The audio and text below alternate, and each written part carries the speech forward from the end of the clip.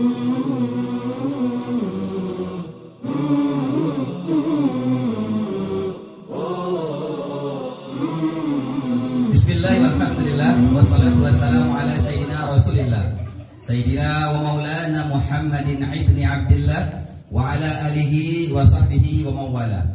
Amma ba'd.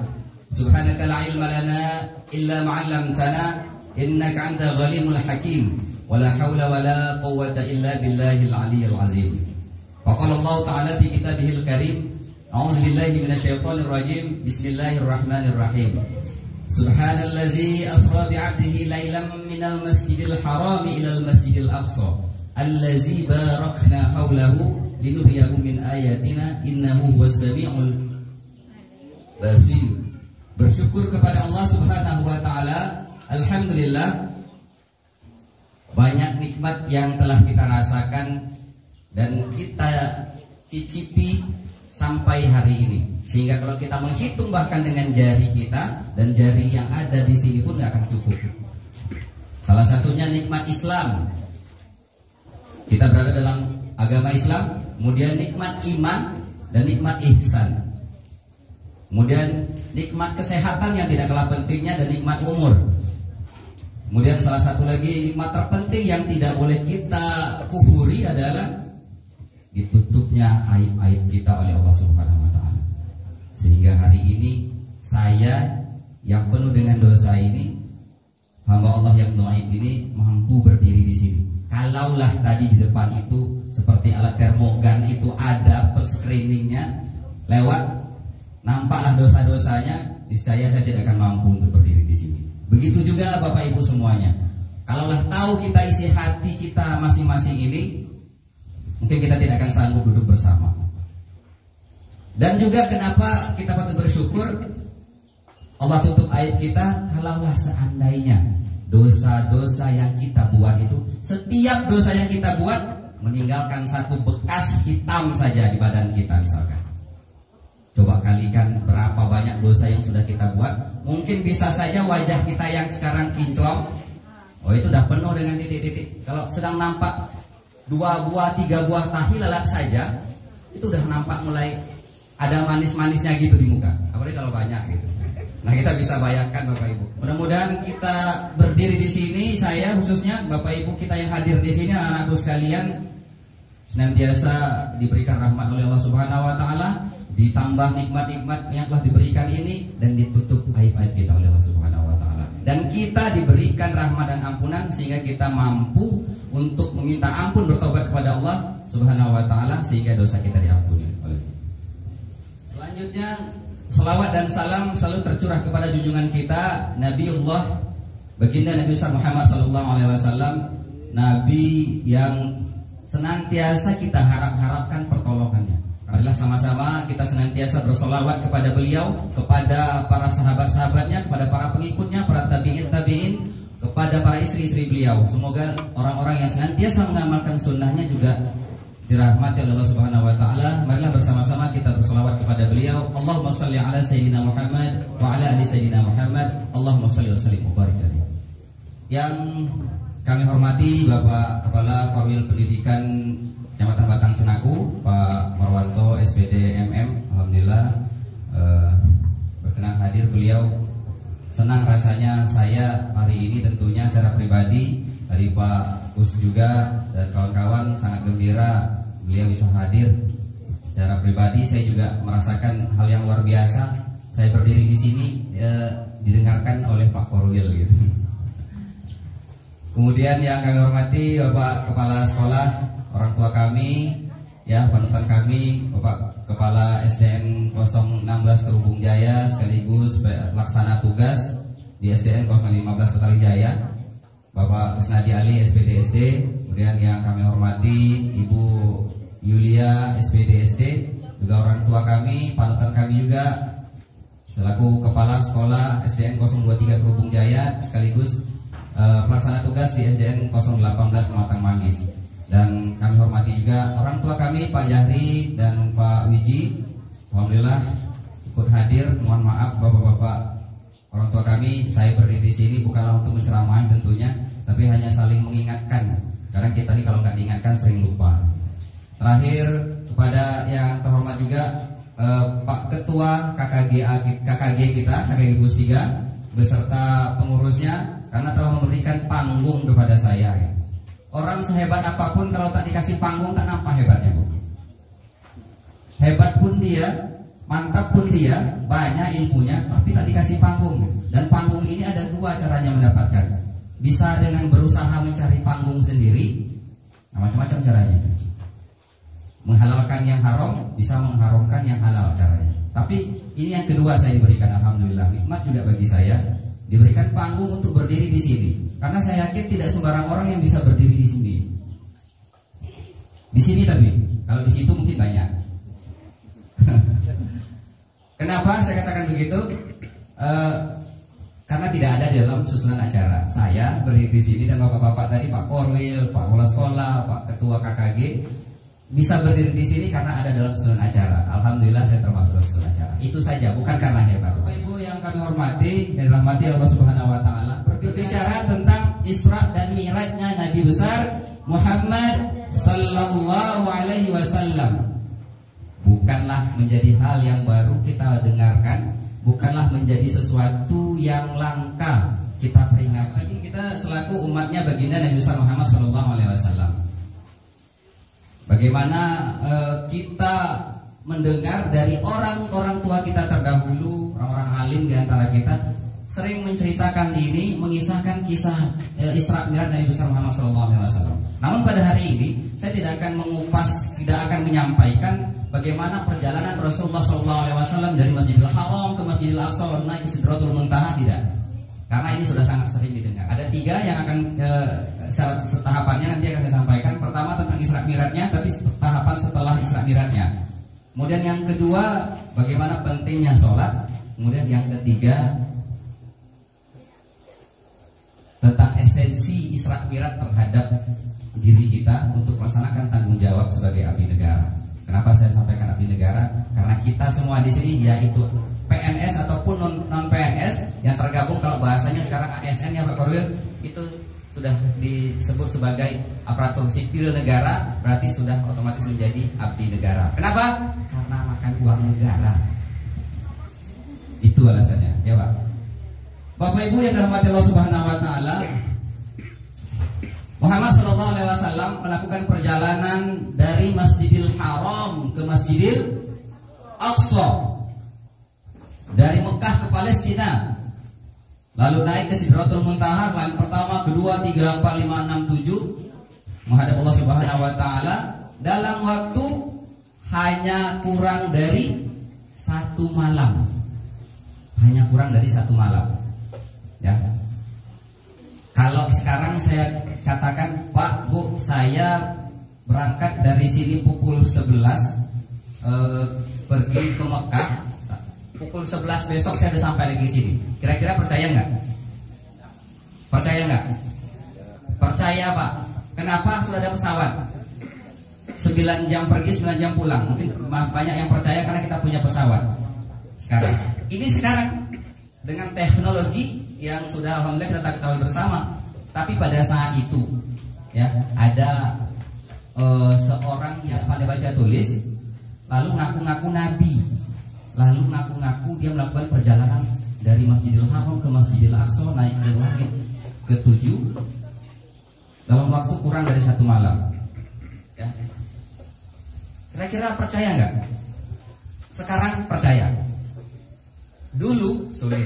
Hari itu setelah pulangnya baginda Rasulullah SAW dari melaksanakan Isra dan Mi'raj Nabi besar Muhammad SAW, setelah beliau melakukan perjalanan, satu pagi beliau duduk di, setelah Isra Mi'raj itu duduk beliau di dekatnya Ka'bah. Pada saat beliau duduk ini di dekat Ka'bah, kira-kira berangkatnya malam, pulangnya pagi, di waktu syuruk lah. Beliau duduk di dekat Ka'bah, ya, di kota Mekah. Lalu lewatlah Fir'aunnya orang Mekah, raja Mekah pada saat itu. Siapa? Abu Jahal. Abu Jahal. Kalau kita Abu Jahal. Kalau orang Mekah bilang, orang Quraisy bilang, mereka bilangnya Abu Hakam. Abu Hakam. Orang yang bijak. Orang yang bijak. Tapi kita diberitakan oleh Rasulullah dan Nabi kita sebut dengan Abu Jahal. Abu Jahal ini bukan hanya sekedar jahil, bonga, goblok, tapi super goblok. Ya, Abu Jahal itu artinya super goblok, bapak yang super goblok, gitu. Maka disebut Abu Jahal. Ya, kenapa disebut Abu Jahal? Ceritanya begini. Ada 3 Abu nih, tapi tidak termasuk Abu Janda. Abu Jahal, Abu Lahab, terus Abu Sufyan. Abu Sufyan ini qadarullah setelah pembebasan kota Mekah, beliau masuk Islam. Tapi yang 2 ini tidak. Ya. Satu malam 3 orang Abu ini mereka mendengarkan Nabi Muhammad baca Quran. Misalkanlah di bangunan musola ini, di Abu Jahal di sebelah sana masuknya, lewatnya di dinding sana, terus di Abu Lahab di sebelah sana, Abu Sufyan di sebelah sini. Jadi nggak tahu. Pulangnya pagi dari mendengarkan baca Quran, temu 3-tiganya. Loh, kenapa di sini? Abu Jahal kenapa sini? Lahab kenapa di sini?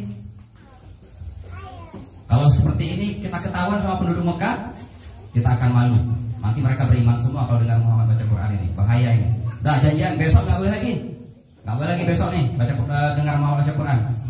Malam besoknya kejadian lagi. Abu Jahal datang lagi dari arah yang berbeda. Si Lahab beda lagi, Sufyan beda lagi.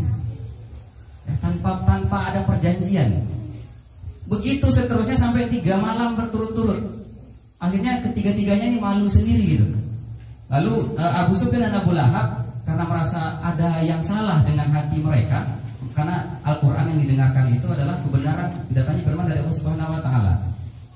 Mereka berdua mendatangi ke Abu Jahal lalu menyampaikan, wahai Abu Hakam, bagaimana menurutmu setelah 3 malam kita mendengarkan Muhammad baca Al-Quran?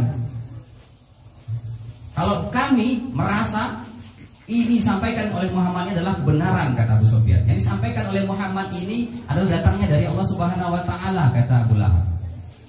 Bagaimana menurutmu hai Abu Hakam? Abu Jahal, demi Allah, kata Abu Jahal. Ini orang Mekah itu, orang Mesir itu dulu ngomongnya demi Allah juga gitu. Hanya saja mereka tidak menerima Nabi Muhammad sebagai nabi. Mereka percaya kepada Allah Subhanahu Wa Taala pada zaman Nabi Ibrahim. Hanya saja mereka membuat perantara dengan membuat patung-patung untuk disembah sebagai perantara untuk menyembah kepada Allah. Allah tidak mau itu. Allah tidak mau. Allahu lam yalid wa lam yulad, lam yakul lahu kufuwan ahad.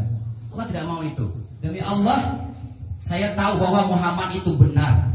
Apa yang disampaikan oleh Muhammad itu benar. Apa yang dibaca oleh Muhammad itu Al-Quran adalah firman-Nya Allah. Tapi kenapa kamu tidak mau ikut masuk Islam, kata Abu Sufyan. Kenapa kita tidak membenarkan ucapan Muhammad? Kalaulah kita saja, engkau wahai Abu Hakam ikut membenarkan ucapan Muhammad, maka satu kota Mekah ini akan masuk Islam. Ini kata Abu Sufyan. Aku tidak akan pernah mau masuk Islam dan tidak akan pernah mengakui Muhammad sebagai nabi. Kenapa? Dari dulu sampai hari ini suku Muhammad dengan suku aku, kata Abu Jahal, kami terus bersaing dua-duanya. Kalaulah sukunya Muhammad hari pertama dia memberi makan orang haji, hari besoknya dari suku kami. Kalau hari besoknya orang dari suku Muhammad itu memberi fakir miskin makan, dari suku kami hari besoknya. Apapun kegiatan itu selalu diimbangi setiap hari oleh 2 suku ini. Berseteru lah dua suku ini setiap harinya. Tapi pada suku mereka lahirlah Nabi Muhammad SAW. Dari suku aku tidak ada, kata Abu Jahal. Maka karena menolak hanya karena hal sepele seperti ini, ya enggak? Tapi inilah kegoblokan yang hakiki tadi. Ya, inilah dikatakan kenapa timbulnya gelar Abu Jahal. Karena hanya masalah itu dia tidak mau menerima sampai dia meninggal. Ya, dia tidak mau menerima. Baiklah, kita lanjutkan. Tadi tiba-tiba setelah Rasulullah SAW melakukan Isra dan Mi'raj, paginya duduk di dekat Ka'bah, lewatlah nih tadi si Abu Jahal. Abu Jahal melihat Nabi Muhammad lagi duduk-duduk, baru pulang dari kejadian yang spektakuler. Tentunya yang paling jahil di Mekah ini lewat nyampaikan gini. Bahasa sederhananya beginilah, wahai Muhammad, kenapa kau ini melongo-longo aja nih? Pagi-pagi udah melongo-longo aja gitu. Itu bahasa sederhananya gitu. Lalu kata Muhammad, dengan polosnya beliau menjawab, tadi malam aku dijemput oleh malaikat bernama Jibril dengan membawa kendaraan bernama Buraq, di mana matanya melihat tempat tujuan, kakinya sudah sampai di situ. Buraq, kuda bersayap. Zaman sekarang pun mungkin masih ada yang nggak percaya kalau ada kuda bersayap. Dan sampai hari ini mungkin ada ibu-ibu melihat kuda bersayap? Belum, Bu? Belum. Nengok burung bersayap udah, Bu? Ah, udah. Ya. Nggak apa-apa, Bu. Saya cuma nanya burung bersayap, bukan burung tidak bersayap. Kalau yang tidak bersayap nanti, Bu, saya nggak tanya. Ini kuda loh, Bu. Kuda bersayap. Ya, kuda bersayap. Percaya nggak? Percaya, Bu? Nggak percaya kan? Dulu ada orang yang nggak bisa baca tulis ngaku Isra Mi'raj naik ke atas kuda bersayap. Mana orang percaya? Apalagi yang tempat cerita ini Abu Hakam, Abu Jahal, tempat diceritakannya. Lalu Muhammad menceritakan, aku berangkat dari Masjidil Haram, dari Mekah ke Palestina, lalu sampai di sana aku melaksanakan sholat, istirahat melaksanakan sholat, lalu mengimami nabi-nabi, kata Rasulullah. Nabi-nabi ini saudaraku jumlahnya 1.200 orang. Bagaimana sholatnya? Siapa-siapa yang ikut menjadi makmumnya? Wallahu a'lam. Kita nggak tahu. Tapi disebutkan dalam riwayatnya seperti itu. Ya. Lalu setelah itu barulah naik ke Sidratul Muntaha. Ikuti langit pertama bertemu dengan Nabi Adam. Di langit kedua bertemu dengan Nabi yang sepupu Isa dan Yahya, sampai kepada langit ke-6 Musa, ke-7 dan Ibrahim. Ya, diceritakan lengkap semuanya oleh baginda Rasulullah SAW kepada Abu Jahal, orang yang paling membenci Islam.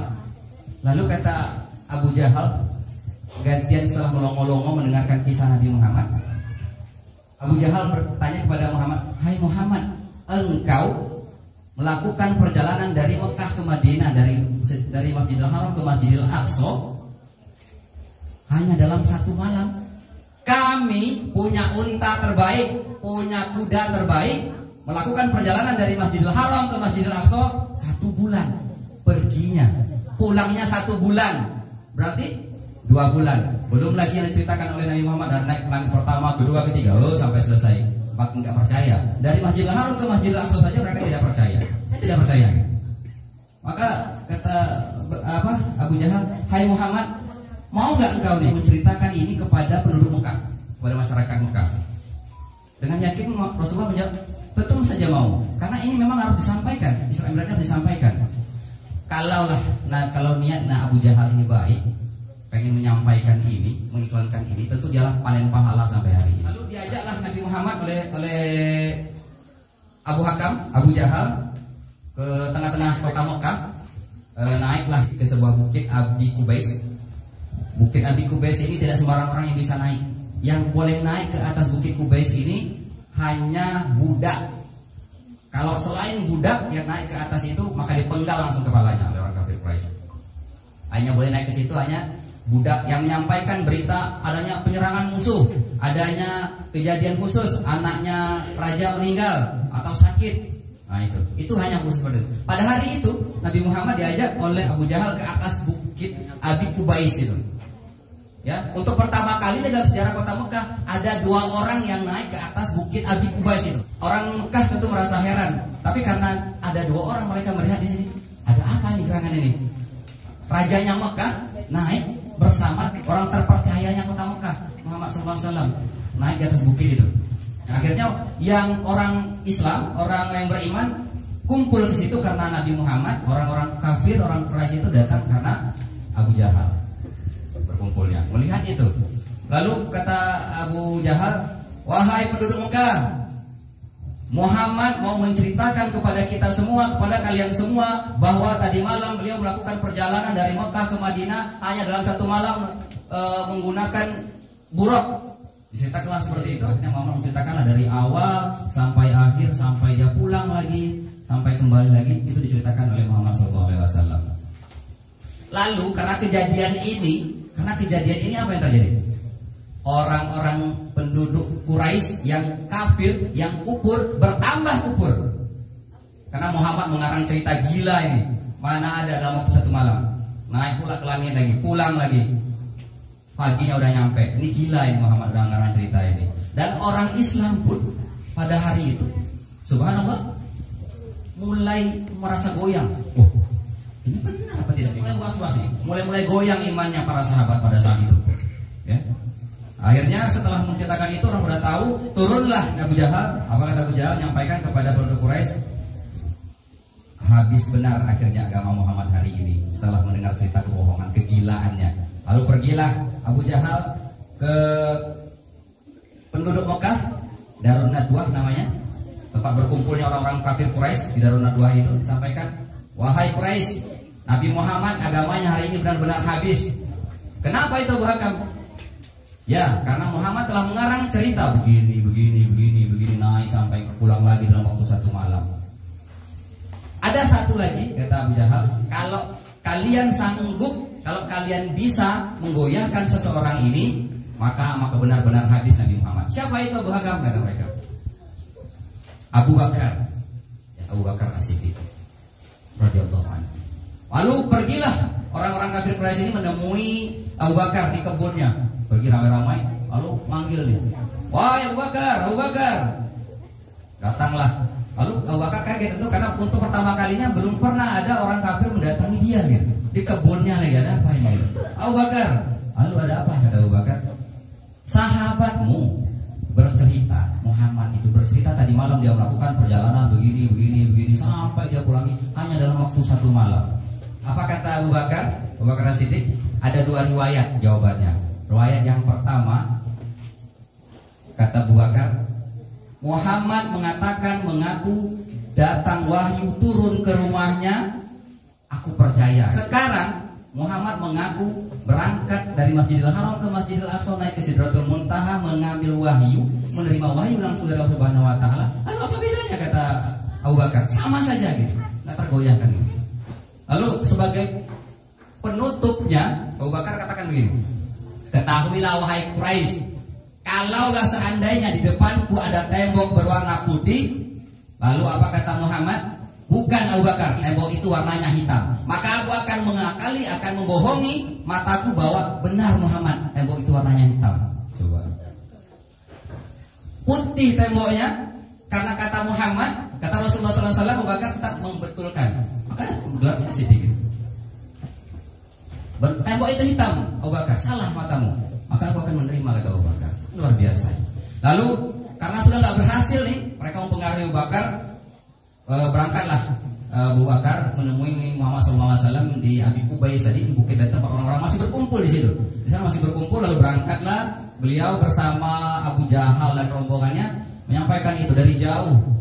Wahai Muhammad, saya mendapat cerita begini, bahwa engkau telah melaksanakan perjalanan dari Mekah ke Madinah naik ke Sidratul Muntaha dalam waktu satu malam. Akhirnya sampai selesai.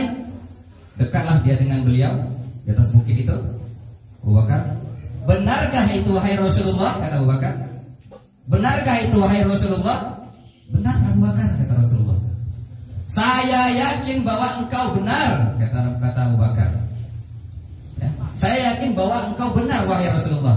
Nah, ini luar biasanya ini. Lalu kata Abu Bakar kepada Rasulullah, wahai Rasulullah SAW, maukah engkau memenuhi satu permintaanku, kata Abu Bakar. Tentu saja Abu Bakar. Baiklah Rasulullah. Seluruh kota Mekah ini tahu, ya, penduduk Mekah ini tahu, pembesar Quraisy ini tahu, ya, karena di situ ada penduduk Mekah itu kumpul semuanya, dikumpulkan para pembesar tokoh orang kafir itu dikumpulkan. Mereka tahu kalau Muhammad ini tidak pernah melakukan perjalanan sama sekali, satu kali pun tidak pernah Rasulullah itu melakukan perjalanan ke Palestina. Mereka tahu itu, karena orang kafir ini tahu lebih mengenal Rasulullah itu daripada mengenal anak mereka sendiri, katakan. Tapi orang kafir tidak mau menerima. Akhirnya, maukah engkau menceritakan kepada penduduk Mekah bahwa engkau benar-benar telah melaksanakan ke Palestina? Buktinya engkau mampu menyebutkan kondisi kota Palestina, kan gitu ya. Kalau kita sudah sampai ke sana, berarti kita bisa menceritakan. Misalnya saya pernah ke Kilang gitu, itu saya bisa menceritakan, atau ke Des Lancang gitu, saya pernah menceritakan, saya bisa menceritakan karena saya pernah sampai gitu. Kalau tidak pernah sampai itu tidak bisa menceritakan tentunya. Nah, Muhammad menceritakan ini, Rasulullah SAW menceritakan ini. Lalu kata Abu Bakar, tapi kalian harus sportif, bilang sama orang Mekah, kafir Quraisy itu, kalau yang disampaikan oleh Muhammad ini benar, kalian harus mengatakan ini benar. Tapi kalau Muhammad mengatakan yang tidak sebenarnya, kalian boleh bilang Muhammad dusta, Muhammad dusta, Muhammad dusta. Akhirnya diceritakanlah oleh Muhammad SAW, oleh Rasulullah. Di dalam riwayat hadis Bukhari itu di terakhirnya itu dikisahkan bahwa ketika itu dibukakan Allah Subhanahu wa taala kepada Rasulullah, kondisi kota Palestina itu pada hari itu, Baitul Maqdis itu, Masjidil Aqsa itu dibukakan di depan baginda Rasulullah SAW. Seperti melihat layar lah kalau kita sekarang. Itu dibukakan oleh Allah Subhanahu wa taala sehingga Rasulullah bisa menyebutkan satu persatu berapa jumlah tiangnya, berapa jumlah pintunya, siapa yang sedang sholat saat ini, dia tahu gitu. Bisa terlihat kan di depan mata. Nah, akhirnya setiap subhanallah, setiap disebutkan kisah itu disebutkan ada pintunya begini, Muhammad benar, kata orang kafir. Muhammad benar, Muhammad benar, Muhammad benar. Tidak ada satu kali pun kata Muhammad dusta. Akhirnya setelah kejadian itu semakin kuatlah kepercayaan kaum muslimin pada saat itu, dan orang-orang Mekah Quraisy pun pada saat itu juga mulai percaya. Dan akhirnya perang Abu Bakar pada saat itu sudah selesai nih, karena sudah mengembalikan imannya para sahabat tadi, sudah dikembalikan, sudah percaya nih dengan kejadian ini. Ternyata ini, oh iya benar ya, kenapa kita harus ragu? Ini kan Rasulullah, utusan Allah, kenapa kita mesti ragu gitu? Akhirnya kembali bangkit lagi. Terakhir kata Rasulullah SAW sebagai penutup bahwa Isra Mi'raj ini adalah benar, kata Rasulullah SAW, aku akan sebutkan satu lagi kejadian yang jika kalian percaya maka kalian akan beriman, wahai Quraisy. Tapi ketika kalian tidak percaya dengan ini, maka kalian tidak akan pernah beriman selama-lamanya sampai mati. Apa itu? Ceritakanlah oleh Rasulullah SAW. Ketika saya pulang dari Palestina menuju ke Mekah, kata Rasulullah, aku menemukan kafilah kalian, kafilah Quraisy. Kafilah ini lebih dari 3 ekor rombongan unta lah, rombongan kafilah dagang, ya, ada belasan gitu. Di satu lembah, ya, ada 1 ekor unta yang hilang, terlepaslah ke lembah. Di depannya ada unta yang berwarna putih dililitkan kain berwarna merah di leher unta itu.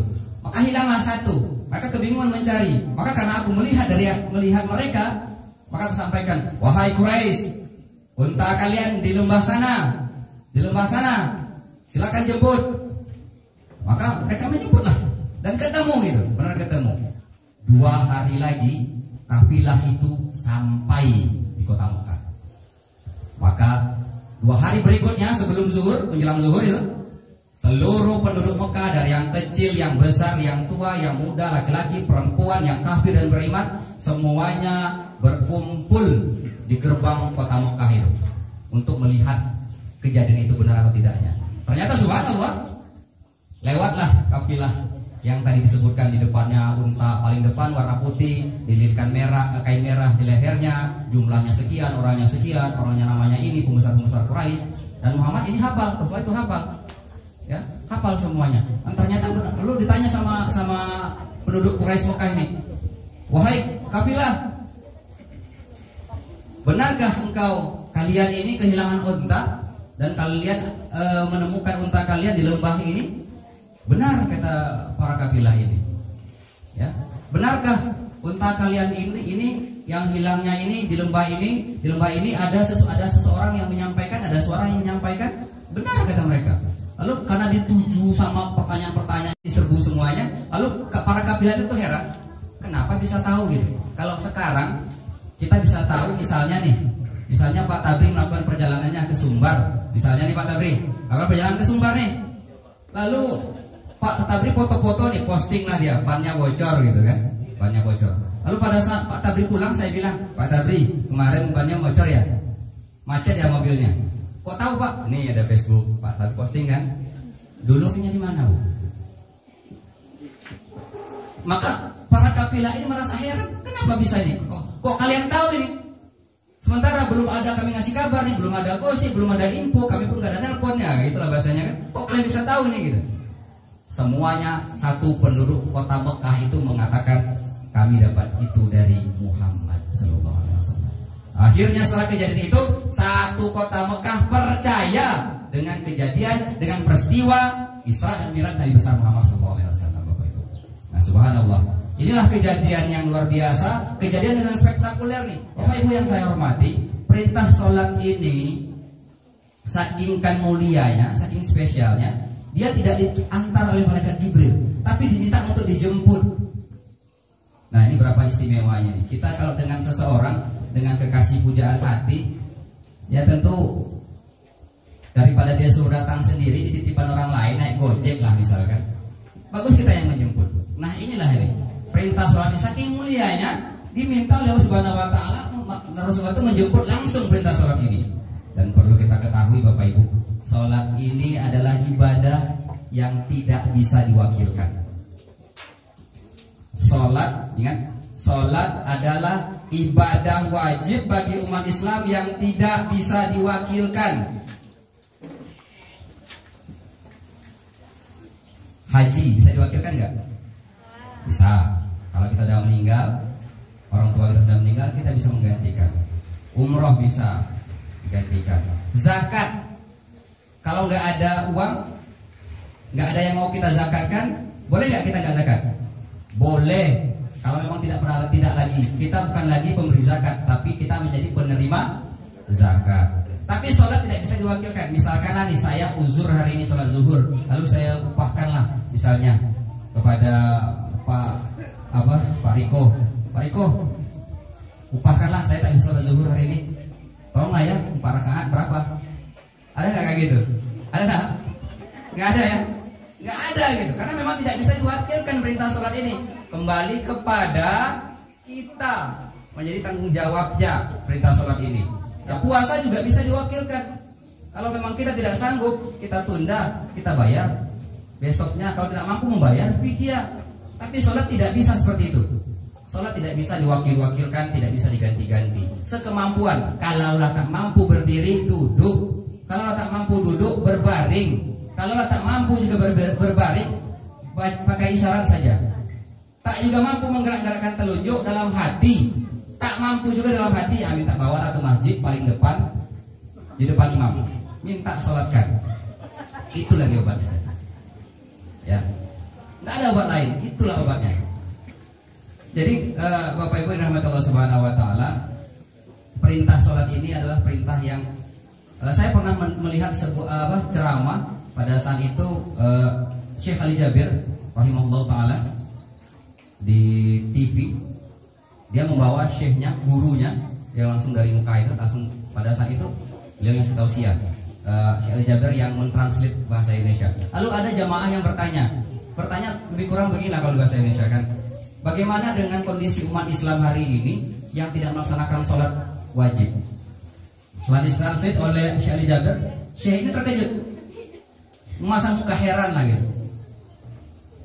Ini benar nggak nih? Kalau kira-kira bahasanya jelas, benar nggak ini seperti ini? Sampai hari ini masih ada orang Islam yang tidak sholat gitu. Hari ini ada orang Islam yang tidak sholat. Begitu ekspresinya bertanya. Ada di Indonesia, kata Syekh Jabir. Subhanallah. Inilah nih yang menjadi fenomena di tengah-tengah kita sering melalaikan sholat, melalaikan kewajiban yang bahkan 5 waktu sehari semalam ini. Padahal kita sudah tahu nih perintahnya ini. Saking kan mulianya Rasulullah jemput langsung. Kalau enggak dijemput langsung, mungkin ketika diturunkan oleh Allah, ini Muhammad, perintah sholat awalnya berapa? Rakaat 50. Tapi setelah turun di langit ke-7 tidak ditahan oleh Nabi Ibrahim, di langit ke-6 ditahan oleh Nabi Musa. Sampai 8 kali ditahan Nabi Musa. Muhammad gak sanggup, umatmu berapa? 45, kurangi lagi minta, sampai kurangi lagi, sampai hanya 5 rakaat. Itu pun masih diminta oleh Nabi Musa. Hai Muhammad, gak akan sanggup umatku besar-besar, badannya tinggi, gak juga sanggup melakukan ini. Maka mintalah kurang lagi. Setelah itu, maka kata Rasulullah, aku sudah malu untuk meminta pengurangan kepada Allah Subhanahu Wa Taala. Lalu turunlah wahyu firman Allah, hai Muhammad, itu memang 5 waktu, tapi umat Muhammad itu kelebihannya adalah mengerjakan 1 dibalas dengan 10. Artinya sama saja mengerjakan sholat 5 waktu menjadi 50 pahalanya. Coba bayangkan kalau kita 50 rakaat sehari, 50 sekali semalam. Setiap 15 menit azan. Setiap 15 menit azan. Sekarang aja setiap berapa jam 5 waktu itu sering juga kosong musola masjid. Ya. Saya pernah sholat di masjid gitu. Saya azan, saya imam, saya makmum. Keren nggak Ibu? Kalaulah kita melihat kondisi sekarang ini, banyaknya laki-laki yang tidak sholat, banyaknya istri yang tidak sholat, tapi lebih banyak kalau kita lihat nih, mungkin kalau mau boleh bilang tuh kalau pas kumpulan ibu-ibu itu, ibu-ibunya ini rajin deh, ibu-ibunya rajin sholat di rumah, majelis taklim ikut, hadroh ikut, apa segalanya ikut, tapi lakinya tak sembahyang, lakinya tak sholat, gimana ini? Sering nggak ketemu kayak gini? Sering bu. Yang alim itu hanya Rasulullah bu. Fir'aunnya kafir, tapi istrinya beriman. Tahu istrinya Fir'aun bu? Asia, istrinya beriman. Yang istrinya suaminya beriman, istrinya kafir, Nabi Nuh. Istrinya sama anaknya Kan'an tenggelam, kafir. Yang beriman itu Nabi Ibrahim, Ibrahim beriman, istrinya beriman. Dan Nabi Muhammad SAW beriman, istrinya beriman. Ibu pilih yang mana? Nabi Ibrahim, Nabi Nuh, Nabi apa? Nabi Muhammad. Masya Allah, Nabi Muhammad pak. Tapi perlu ibu tahu, Nabi Muhammad itu istrinya 11. Nabi Nuh istrinya 4. Ibu pilih yang mana? Pilih Fir'aun. Astagfirullahaladzim pak. Gara-gara istri 4 pak nggak mau ibu pak. Aduh lah kalau kayak gitu jadi istrinya Fir'aun aja lah, istrinya Nuh aja lah. Inilah nih.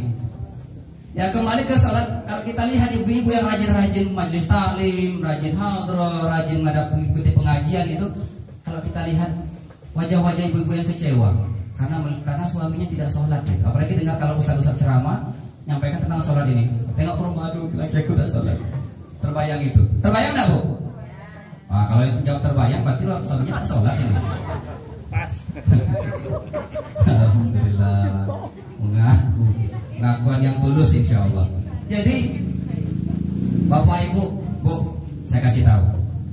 Kalaulah Pak boleh cerai itu ditentukan oleh ibu-ibu, saya yakin banyak bapak-bapak yang gila di jalan. Banyak bapak-bapak yang gila di jalan tuh karena tak punya bini. Karena diceraikan itulah. Ya serba salah. Suami istrinya ingatkan, bang, sholat lah bang, azan tuh bang. Kau ingatkan aku pula, pandai lah aku lagi. Pintarlah aku lagi. Dulu aku lahir daripada kamu nih. Dulu aku hatam Quran daripada kau ini. Tapi tak diulang, hilang. Bang, sholat lah bang. Besok kalau anak kita udah besar, dia mau kawin, abang jadi walinya. Tak payahlah kau ingatkan aku, pandainya aku tuh syahadat tuh. Tak payah ingatkan lagi. Ini tak komentar pak, bu, tak komen ya, cuma dalam hatinya. Ya Allah, ya salah aku dapat lagi macam ini. Karena melihat di sekeliling kita pada suami sholat gitu. Kita nggak bisa mikirkan nih. Satu keluarga, dalam keluarga itu nggak ada yang sholat coba. Ayah nggak sholat, ibu nggak sholat. Jangan dikata anak lagi. Karena anak itu adalah makhluk kecil yang menjadi peniru terbaik. Makhluk kecil peniru terbaik itu anak itulah itu. Kalau dia sholat, tak kisahlah nak sholat di masjid nak di rumah tapi sholat gitu. Tapi saya masih maksiat, sholat. Tapi saya masih sering nengok-nengok paha yang tersingkap-singkap sikit, sholat. Tapi saya masih adalah sikit-sikit minum-minuman tapi tak mabuk, sholat. Kenapa? Inna sholata tanha anil fasya wal munkar. Dirikanlah sholat karena sholat itulah yang mencegah dari perbuatan jahat dan munkar. Ya. Inna sholata lizikri. Sholat itu untuk mengingatkan kita kepada Allah Subhanahu wa taala. Kita ini manusia sering lupa. Bapak-bapak ini syukur aja kita nggak lupa sama bini. Kadang sering lupa juga kalau nampak anak gadis kali. Ya. Jadi seperti itu, sering lupa saja. Makanya sering diingatkan, inna sholata lizikri. Sholat itu untuk mengingat kepada Allah, kata Allah. Ya. La'allakum tattaqun, la'allakum turhamun. Agar kita menjadi orang-orang yang bertakwa, agar kita menjadi orang-orang yang disayangi oleh Allah Subhanahu wa taala. La'allakum tuflihun. Agar kita menjadi orang-orang yang berbahagia. Itu fungsinya sholat. Kalaulah satu dunia ini tidak sholat, Allah tidak butuh dengan itu. Allah tetap saja Allah. Maka amalan kita akan kembali kepada kita sendiri gitu. Ya berapa banyak hari ini kita berbondong-bondong bangun masjid dan musola. Alhamdulillah di sekolah kita ini sudah ada musola juga. Ya, musola kita. Makanya kemarin pada saat ini kita minta acara ini kebetulan dengan Isra Mi'raj, kita minta di musola, dan ini walaupun emperan musola tapi dihitung musola insyaallah. Ya tapi beban terberat bagi kita adalah beban berat kepada kepala sekolah. Beban berat kepada para guru, bukan hanya guru agama Islam, Bu, Pak. Semua guru menjadi tanggung jawab kita di musola untuk menghidupkannya. Jangan hanya berbangga-bangga mendirikan musola. Sekarang gampang mendirikan musola itu, boleh katakan gampang. Kenapa? Donatur banyak. Tapi yang terberat adalah menghidupkan musola ini, menghidupkan masjid-masjid kita. Itulah tugas yang terberat. Karena sampai hari ini yang saya katakan tadi, banyak masjid dan musola megah, tapi isinya satu imam, satu makmum. Datang ke musola sebelah yang juga megah, mewah, AC full semuanya, yang azan dia, yang imam dia, yang makmum dia. Ini yang sering kita jumpai. Ini menjadi tanggung jawab kita semua, guru-guru, kepala sekolah, semua ini akan kita bangun, ini akan dimintai pertanggungjawaban oleh Allah Subhanahu wa taala. Karena kita membangun ini bukan dari uang pribadi kita, dari uang masyarakat. Termasuk gaji kita oleh pemerintah, digaji dari uang rakyat. Ya. Oleh karena itu, sholat inilah yang menjadi tameng bagi kita, menyelamatkan kita. Inna sholata tanha 'anil fahsya'i wal munkar. Bapak Ibu yang saya hormati, dulu kalau kita lihat nenek-nenek kita, mbah-mbah kita itu sholatnya itu rajin banget di masjid. Padahal kalau kita lihat tuh pada bulan Ramadan, sholatnya sholat tarawih, witir. Sholat tarawih wajib atau sunat, Bu? Sholat tarawih. Sholat tarawih sunnah muakkadah, sunnah yang dianjurkan karena pahalanya besar.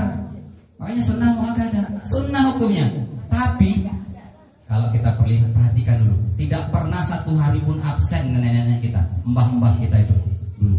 Dari malam pertama 3 saf, yang laki-lakinya, yang perempuannya 2 saf, ada 5 saf, sampai malam terakhir. Berbeda dengan kita, malam pertama 5 saf, malam kedua 3 saf, mulai 2 saf sampai lesap. Tak ada lagi satu pun, tinggal imam sama makmum. Ya, padahal yang dibutuhkan di situ adalah orang-orang yang tangguh. Karena sholatnya 23 rakaat, ada juga yang 11. Yang 23 rakaat ini menggigil kaki sebenarnya, Bu. Kami yang muda aja menggigil nih. Saya yakin dan percaya, apalagi lah mak-mak. Saya jujur aja kadang tak sanggup saya melanjutkan. Kalau udah itu, lanjutkan saya di rumah malahan. Ya menyukupkan 23, tapi tak 23. Menggigil itu. Ini orang tua-tua lebih banyak pula batuknya daripada bacaannya itu. Nah, siratal ladzina ghairil lah banyak pula batuknya daripada ayatnya. Lebih jelas lah batuknya daripada ayatnya. Cobalah anak muda ya imam. Mana anak muda Pak Tabri ini. Dia bisa jadi imam nih. Mestinya itu yang jadi yang paling yang di depan itu, bukan hanya orang tua yang sudah dintai-intai malaikat maut. Yang mulai berbau tanah. Kita yang muda-muda nih, dan orang tua itu beri kesempatan kepada kita. Coba kalau orang yang muda-muda tuh semangat dia baca Quran itu. A'udzu billahi minasyaitonir rajim. Bismillahirrahmanirrahim. Semangat gitu. Alhamdulillahi rabbil alamin. Ar-Rahmanir Rahim. Maliki yaumiddin. Iyyaka na'budu wa iyyaka nasta'in. Ihdinas siratal mustaqim. Siratal ladzina an'amta 'alaihim ghairil maghdubi 'alaihim waladdallin.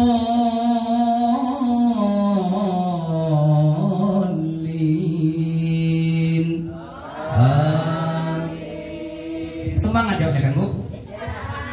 Saya bukan mau bilang saya bisa baca Quran, cuman saya masih tahu, bukan cuman Marlina dengan lain Marlina yang bisa mengaji gitu.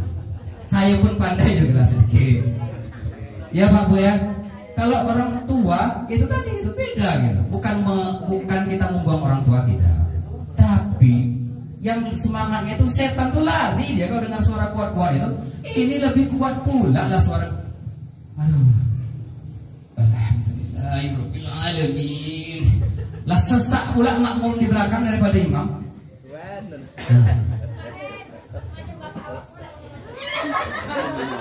Iya, kita bukan bilang siapa-siapanya, mohon maaf Bu Piki. Ini sering kita jumpa. Kadang kita kasihan gitu melihat orang tua kita. Mestinya beliau ini tukang betulkan di belakang, yang jadi makmum. Tegak di belakang, kalau salah imamnya yang muda-muda itu yang tukang ingatkan. Bukan orang tua juga disorong. Ini disorong yang muda. Sampai tepuk-tepuk, tak juga maju-maju. Sampai 3 kali, tak juga. Lah orang tua itu juga lah tungkap-ungkap kalau bahasa ini. Kita tunduk-tunduk ini. Iyalah tanda tak mau yang balah. Ya akhirnya seperti itu gitu. Kita bukan mengatakan tidak boleh yang tua itu jadi imam, yang kecil jadi tidak. Tapi ini loh girohnya, semangatnya gitu maksud saya. Maka yang muda-muda ini belum belajar ya anak kita ini. Di sekolah kita buat program hafiz Quran, tilawah Quran. Itu adanya musabaqah tilawatil Quran. Ini insya Allah dalam bulan ini akan dilaksanakan pembukaan musabaqah tilawatil Quran secara virtual oleh PLH Bupati secara serentak. Pelaksanaannya di tempat-tempat berbeda di kecamatan. Misalnya yang tilawah di masjid sini, yang syarah di masjid sana. Nggak boleh berbondong-bondong, itu pun virtual. Sudah terbatas ini. Akan datang pada satu zaman Al-Quran itu tidak ada Bapak Ibu. Maka sekarang ini masih ada Al-Quran, masih ada ayat-ayat Quran di lembar-lembaran mushafnya itu. Bacalah dalam sholat. Kalau besok udah berterbangan isinya, udah mau kiamat, itu tak ada lagi baca Al-Quran itu. Kosong Al-Quran itu. Di lembar dibaliknya, tengok Quran sana sama, tengok Quran masjid sana kosong juga, tengok musola sini kosong juga. Karena dari mulai sebelum kiamat isinya udah kosong, gak ada, cuma musola aja doang. Maka menjadi beban kita, menjadi tanggung jawab kita ini semuanya. Anak-anak kita menjadi tanggung jawab kita. Bapak Ibu yang dirahmati Allah Subhanahu wa taala. Dari kisah Rasulullah SAW Isra Mi'raj ini ternyata tidak mudah menjadi seorang sahabat Rasul itu. Saya dan kita semua patut bersyukur kenapa kita dilahirkan hari ini. Kalaulah kita dilahirkan pada zaman Rasulullah, ada kawan saya kemarin setelah mendengarkan kisah Isra Mi'raj nih, soal Isra Mi'raj, bertanya kepada saya, bro, berarti enak hidup zaman dulu kita bertemu dengan Rasulullah. Kata dia, bisa beriman, dijamin masuk surga para sahabat itu. Iya, kalau kita menjadi Abu Bakar, Umar, Utsman dan Ali, Bilal bin Rabah. Kalau kita menjadi Abu Jahal, peluangnya lebih besar. Karena tidak mudah membenarkan perbuatan Muhammad itu. Firman Allah turun, Abu Bakar Siddiq yang membenarkan gitu. Berat menjadi sahabat itu. Nah, kita harus bersyukur. Kalau sempat saya mungkin dari zaman dulu, mungkin dengan keimanan sekarang bisa-bisa jadi Abu Jahal, bisa-bisa jadi Abu Lahab. Sekarang aja sedang dikucau-kucau Abu Janda, ya kita udah mulai pening kita.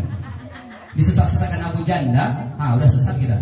Apalagi pada zaman dulu itu, yang seorang nabi pengembala kambing, nggak punya harta, miskin, nggak bisa baca tulis, ngaku nabi, nyampaikan firman, ngajak masuk Islam. Oh ya sopo. Kalau sekarang mah bisa. Makanya banyak sekarang yang ngaku nabi karena dia punya duit. Bapak Ibu yang dirahmati Allah Subhanahu wa taala. Yang ketiga, beralih kepada tanggung jawab. Ya, tanggung jawab kita. Saya katakan tadi dari awal, kita semua ini adalah pemangku tanggung jawab terbesar. Ya, pemangku tanggung jawab terbesar. Apalagi menjadi seorang pegawai negeri sipil yang sudah ditetapkan praktek NIP-nya, nomor induk pegawainya. NIP itu juga akan menjadi hujah besok di akhirat. Ini boleh keluarkan NIP-nya, tapi mana? Nggak pernah datang. Ya, kerjanya gimana? Bapak Ibu, Allah itu maha adil. Allah itu maha adil. Tolong dicatat dan diingat. Kalau perlu rekam, tapi tak perlu share. Nanti kena protokol COVID. Kita diberi amanah Allah Subhanahu wa taala. Kita diberi gaji. Misalkan seperti ini sederhananya. Bapak Ibu digaji 5 juta 1 bulan. Digaji 5 juta 1 bulan. Tapi kinerja kita, kinerja Bapak Ibu ada tak hadir, alasan sedikit aja, kena mendung sedikit lah bersih, ada mau alasan, tak mau sekolah. Datangnya tak cukup waktu absen lagi. Kalau ditimbang-timbang dari 5 jutanya, mestinya dia patutnya tuh digaji 2 juta cuma. 3 jutanya itu bolos-bolosnya tuh yang alasan ngeles-ngelesnya. Allah itu maha adil Bapak Ibu. Kalaulah kita tidak memenuhi tanggung jawab kita sebanyak kita digaji, maka Allah akan ambil 3 juta itu dari jalan yang tidak kita tahu dengan caranya Allah. Salah satunya misalkan anak kita sakit, masuk rumah sakit, keluar biaya sekian. Ya. Kendaraan dimaling orang, ditumbur, jatuh, ganti sekian. Keluar juga duit sejumlah 5 juta. Saya merinding seperti ini karena saya merasa berat tugas pegawai negeri sipil itu ternyata. Dulu saya pengen banget jadi pegawai negeri sipil. Ternyata saya sadar pada saat saya laksar, Bu, ini ratingan saya nggak ada di Pak Chandra. Saya waktu kelas kemarin ditanya gantian, Bapak Ibu, gaji pegawai negeri sipil itu besar nggak? Kecil Pak, nggak cukup makan, nanti begini-begini. Ada alasannya itu rata-rata kecil, semuanya kecil. Cuman giliran saya yang jawab besar. Saya jawab besar. Kenapa?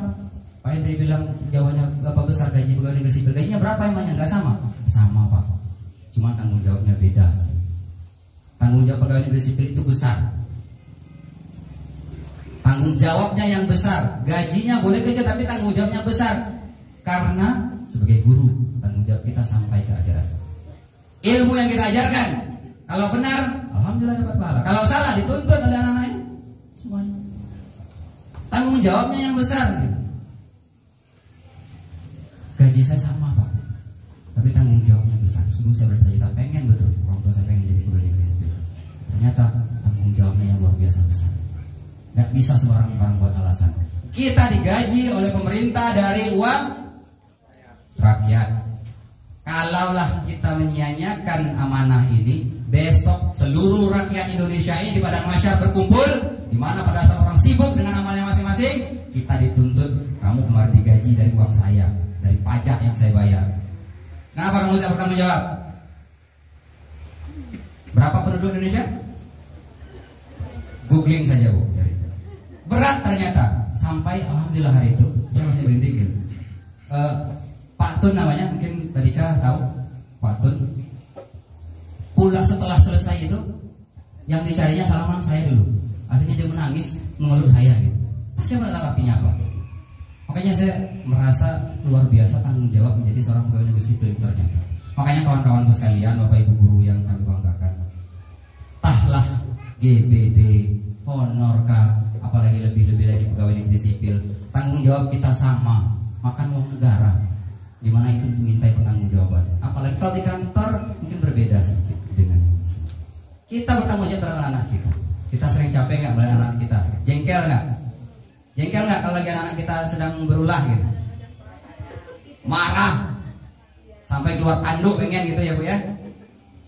Tapi yakinlah, coba Ibu perhatikan, Bapak Ibu perhatikan. Ketika kita marah, ketika kita jengkel dengan mereka, coba pandang dari sekian banyak itu.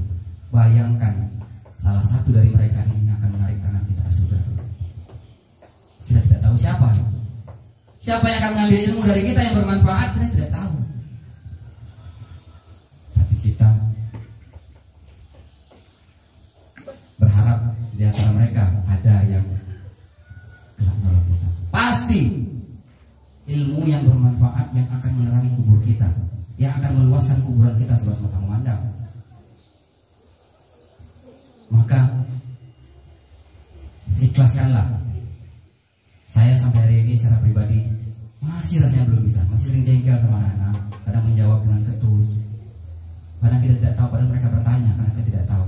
Kamu ditanya terus, anaknya bertanya lah, maka tidak tahu. Bahkan anak kita pun kita sering marah. Apalah ngomel aja dari tadi. Dia bertanya ini, oh di mana, ini di mana, ini di mana. Karena memang mereka butuh. Suatu saat kita akan rindu dengan ini. Bapak Ibu yang kami hormati, guru adalah salah satu orang yang akan berbahagia pada masa pensiun. Ya. Kenapa?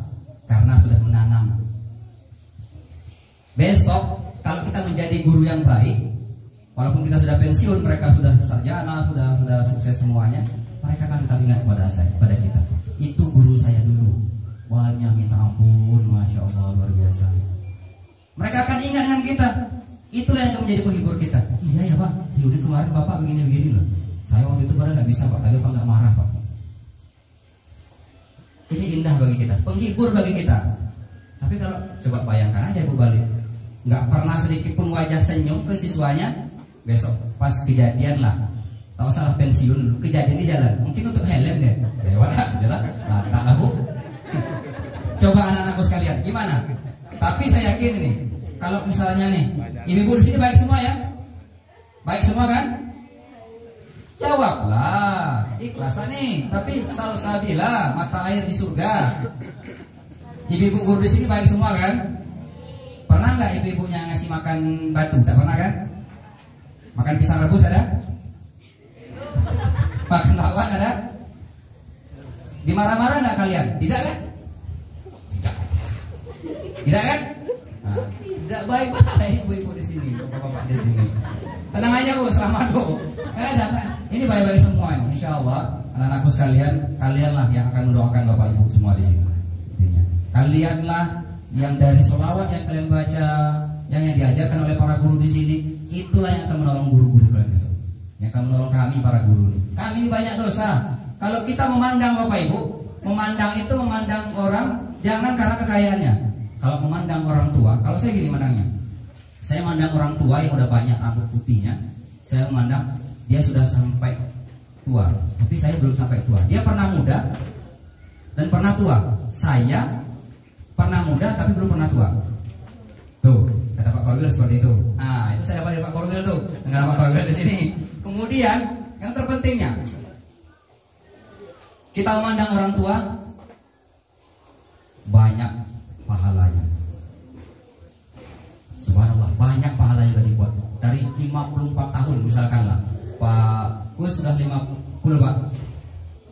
54 tahun, bayangkan dikurang 10 tahun karena masa baliknya 10 tahun, berarti 44 tahun Pak Kus sudah berbuat banyak amal ibadah. Saya marahnya seperti itu. Lalu saya pandang anak kecil, kita pandang, aduh anak kecil ini sikitnya dosa dia. Iri kita. Iri kita anak kecil, belum berdosa mereka ya. Makanya kita lah yang menentukannya. Orang yang menjadikan anak itu Majusi atau Nasrani ini orang tuanya, ibunya, bapaknya. Ya, al-ummah madrasatul ula. Ibu adalah madrasah pertama bagi anak-anak. Lalu siapa? Bapaknya. Bapak jangan sepele Pak. Bapak-bapak yang di belakang juga, yang di depan termasuk yang berdiri ini bapak-bapak juga. Walaupun masih belum bapak-bapak kali ya Bu, masih belum percaya kalau saya sudah punya anak 3. Kita coba Bapak cari di dalam Al-Quran, tunjukkan kepada ibu-ibu ini, ada nggak ibu-ibu yang mendidik anaknya? Dalam Al-Quran itu, dalam Quran surat Luqmanul Hakim, laki-laki atau perempuan? Ayah atau ibu? Ayah. Dalam surat Ibrahim mendidik anaknya Ismail. Ibrahim laki-laki atau perempuan? Laki. Siapa lagi? Nuh, Musa. Semuanya bapak itu tanggung jawab orang tua laki-laki. Ya. Jadi jangan anggap, aku bini, biar aja lah bini aku yang selesailah sama dia itu. Kalau sama maknya udah takut lah dia itu, tak perlu lah begitu. Tak perlu lah bapak-bapak begini. Itu yang saya bilang tadi. Kalaulah boleh bapak-bapak ini diceraikan oleh ibu-ibu, banyak yang gilo Pak di jalan-jalan tuh. Ya, banyak yang gilo. Serius. Coba lah bayangkan. Yang nyuci siapa? Bu, yang nyuci? Yang masak? Yang gosok? Yang antar anak sekolah? Bapak-bapak ngangkang di rumah ini.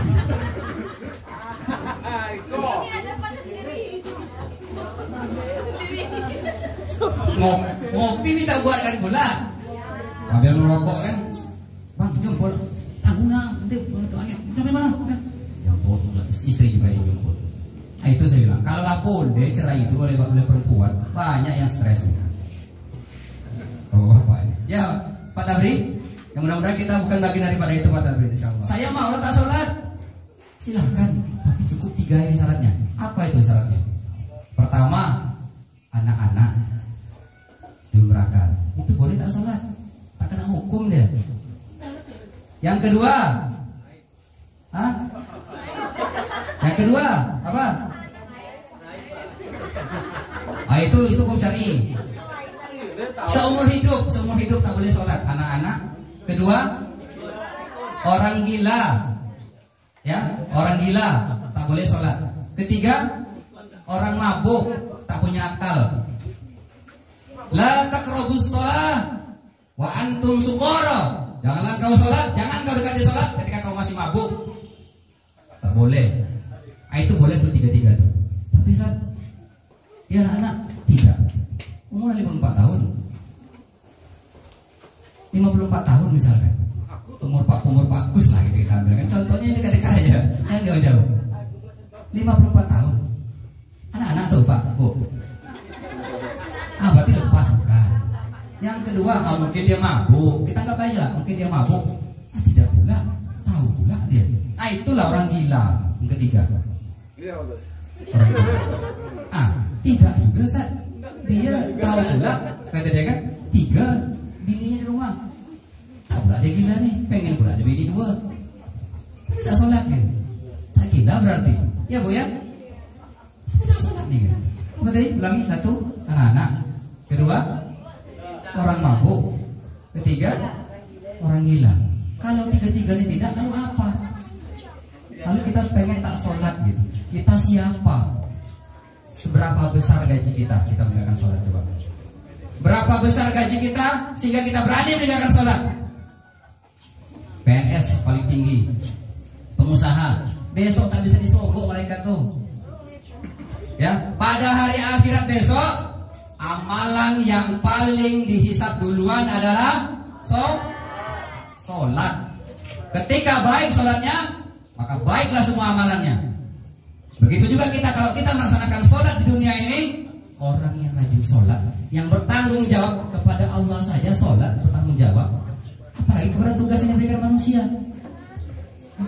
Ringan lah, kecil lah. Kalau bahasa sekarang kacang lah.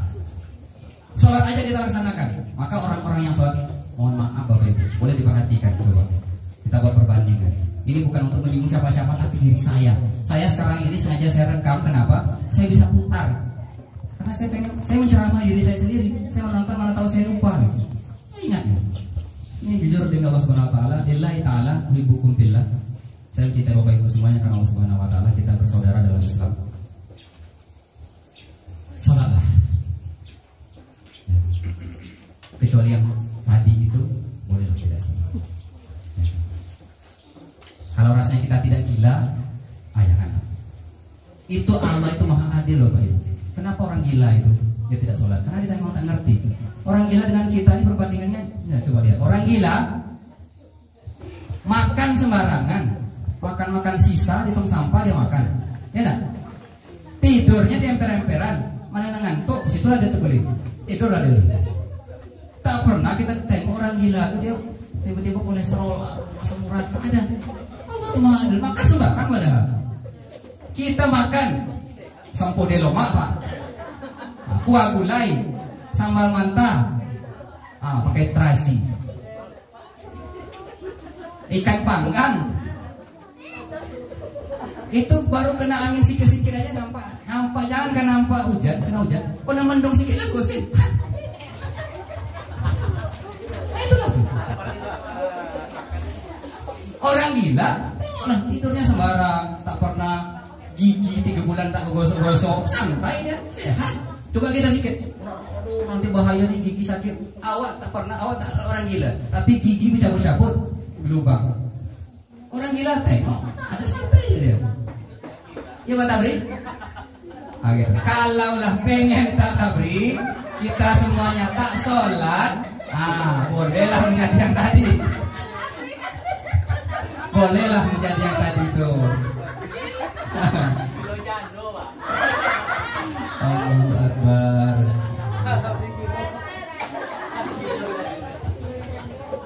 Saya tak ngaji lagi, Bu Leli. Mohon maaf, dia udah mulai curiga dengan saya pengen ngaji. Saya nak nungguin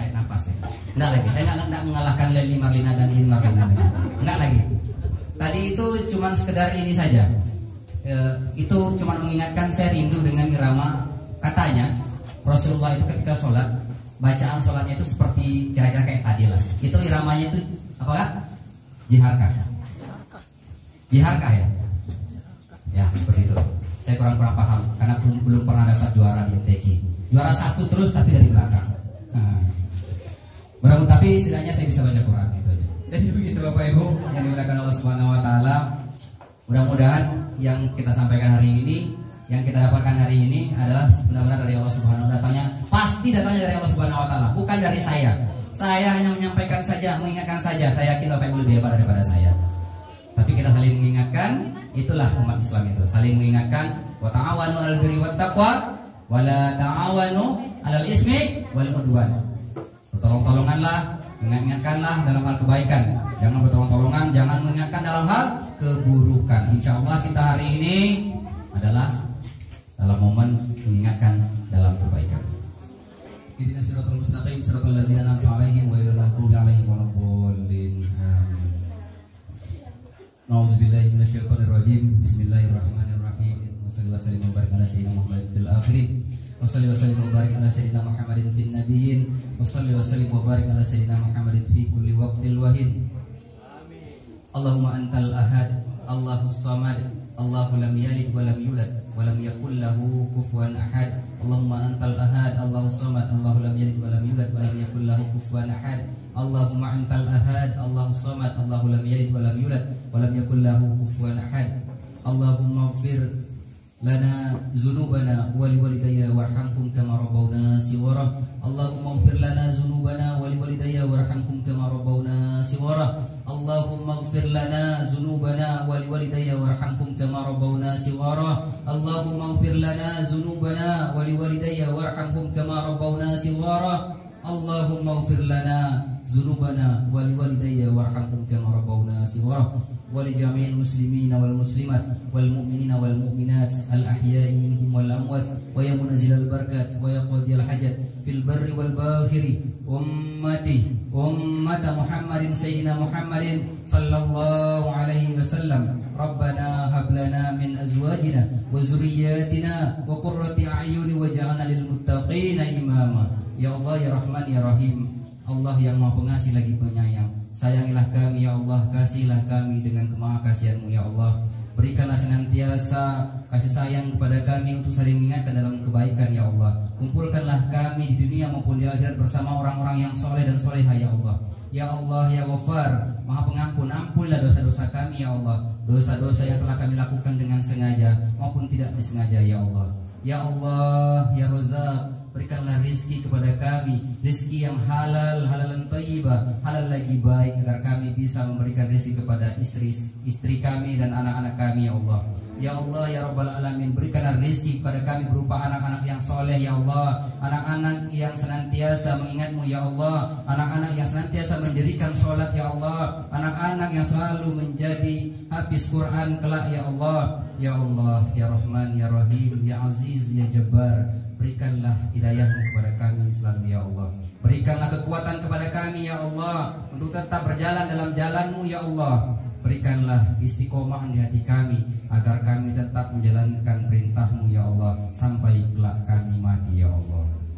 Ya Allah, hanya Engkaulah Tuhan yang Maha mendengar lagi Maha mengetahui. Allahumma arinal haqqa haqqan warzuqna ittiba'ah wa arinal batila batilan warzuqna ijtinabahu. Rabbana zalamna anfusana wa in lam taghfir lana wa tarhamna lanakunanna minal khasirin. Rabbana atina fid dunya hasanah wa fil akhirati hasanah wa qina azaban nar wa qina azabal mahsyar wa qina azab jahannam. Sallallahu ala sayyidina Muhammadin nabil ummi wa ala alihi wa sahbihi wa sallam. Subhana rabbika rabbil izzati amma yasifun wa salamun ala mursalin walhamdulillahi rabbil alamin. Wa kam marratin asqa ash-sharab li shari